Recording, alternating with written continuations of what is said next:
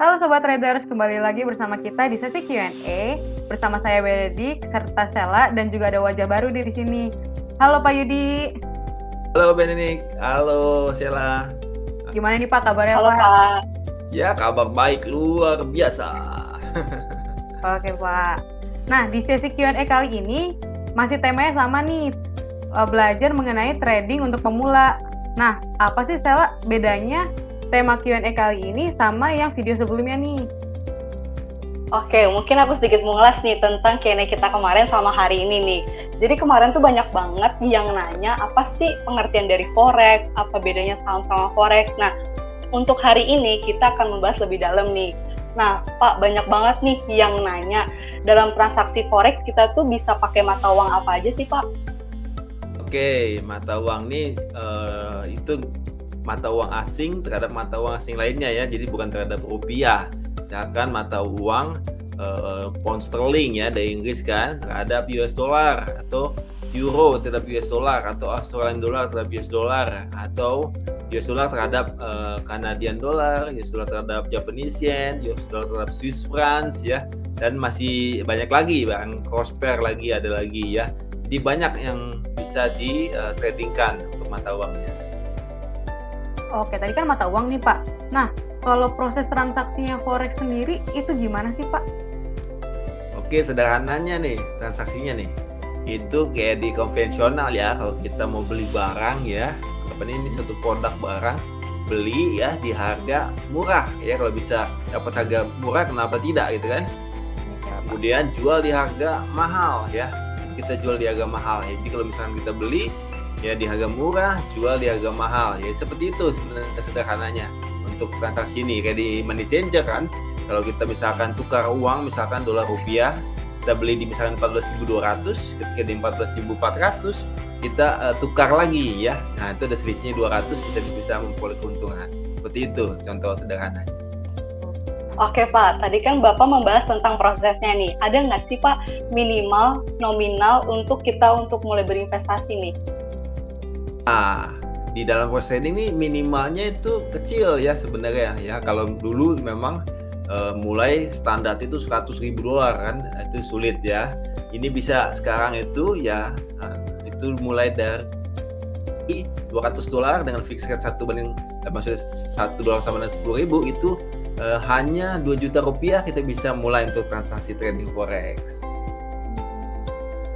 Oke Pak, kan biasanya nih saya kalau nonton video edukasi ataupun live trading ataupun webinarnya dari Foreximpro nih, kan ada grafik nih yang suka dijelasin sama analis. Nah, grafik itu apa dan untuk apa sih Pak? Ya, grafik itu sebenarnya pergerakan harganya ya. Jadi kan harga itu kan bergerak terus ya. Bahkan setiap detik bisa bergerak naik turun ya. Misalkan pound sterling terhadap US dollar tadi ya, itu dia harganya naik turun ya. Naik turun ya. Jadi itu kelihatan semua di grafik ya. Grafik, jadi kita lihat oh ini geraknya mau kemana ya. Kita bisa prediksikan mau kemana ya. Itu kelihatan semua di dalam grafik itu ya. Itu Benik. Oke Pak, jadi saya sering banget nih ngelihat di Foreximpro kan sering banget mencantumkan free sinyal setiap hari. Nah, yang dimaksud dengan sinyal tuh apa sih Pak? Yang saya tahu kan sinyal itu kan sebuah jaringan ya Pak. Apakah ada hubungannya dengan jaringan? Signal di sini bukan signal handphone begitu ya, tapi signal ini kan arahnya kan harus kita prediksikan ya. Kalau dia mau naik ya kita bisa beli dulu, kalau dia mau turun kita bisa jual dulu ya. Tapi ya mungkin ada yang baru terjun dalam bisnis ini ya, itu belum tahu ya mungkin arahnya. Nanti dibantu dengan namanya signal ya. Jadi signal itu seperti kayak arahan, kalau dia mau naik dikasih arahan untuk beli ya, kemudian targetnya di atas untuk target untungnya, di bawah untuk batasan ruginya gitu kan. Kemudian kalau dia memang mau turun itu nanti dikasih signal untuk sell dulu ya, target untungnya di bawah, batasan ruginya di atas. Jadi signal itu seperti kayak rekomendasi ya, arahnya mau kemana, open buy atau open sell ya, mau beli atau mau jual ya, itu maksud signal yang dimaksud ya Sheila ya. Oke Pak. Tadi kan Bapak ada singgung tentang buy or sell nih Pak. Nah, sebenarnya buy atau sell ini ada nggak sih Pak penentu lainnya? Ya sebenarnya sederhananya ya, yaitu beli di harga murah, jual di harga tinggi ya. Tapi memang ada faktor yang lainnya, memang ada faktor analisanya kan ada analisa fundamental ya. Nanti kita bisa melihat misalkan ada berita news ya, data-data ekonomi dari suatu negara ya kan, karena ini kan berhubungan dengan mata uang negara ya. Jadi sederhananya adalah kalau ekonomi negara itu bagus, cenderung mata uangnya menguat. Kalau ekonomi negara tersebut jelek, itu mata uang cenderungnya melemah ya. Nah, itu bisa kita lihat, itu ada data-datanya, data ekonomi yang akan dirilis ya, itu analisa fundamental ya. Kemudian misalkan ada suku bunga ya, diturunkan dan dinaikkan ya. Kemudian selain analisa fundamental ada analisa teknikal. Nah, itu kita tinggal lihat aja grafiknya ya. Kita misalkan lihat kalau memang dia di batasan bawah kita bisa beli, kalau dia di batasan atas kita bisa jual ya, seperti itu. Oke Pak, nih pertanyaan terakhir nih dari aku dan Benedikta nih Pak. Tadi kan kita sempat menyinggung tentang soal mata uang nih Pak. Nah, cara bacanya gimana sih Pak? Cara bacanya, maksud cara bacanya gimana ya? Cara baca mata uang, cara baca tuh dalam berinvestasi. Ya caranya ya tadi, kalau kita mau kalau dia arahnya mau naik, kita bisa beli dulu ya. Kalau dia nanti kita udah beli, dia naik, nah kita nanti jual di atas itu, nah kita profit ya. Itu sederhananya kayak di money changer tadi kan.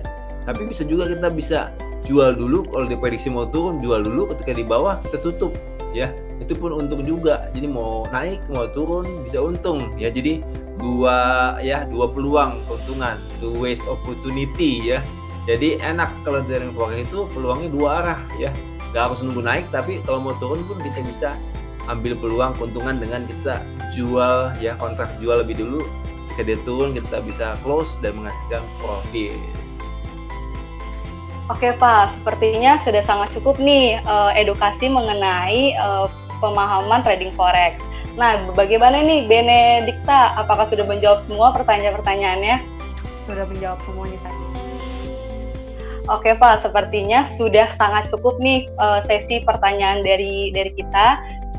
Saya Sela dan Benedikta mengucapkan banyak terima kasih kepada Pak Yudi yang sudah meluangkan waktu serta kesempatannya untuk menjawab pertanyaan dari kami nih.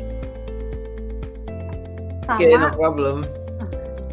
Untuk sobat traders yang mau mencari mengenai edukasi mengenai forex, bisa mengunjungi channel YouTube Foreximpro, dapat komen, like, dan juga subscribe, serta sobat traders yang ingin berbincang langsung dengan para analis bisa langsung bergabung bersama kami di Foreximpro Community di grup Telegram. Oke, sampai sini aja sesi Q&A dari kita. Trade by yourself And safe trading. Salam profit. Salam profit.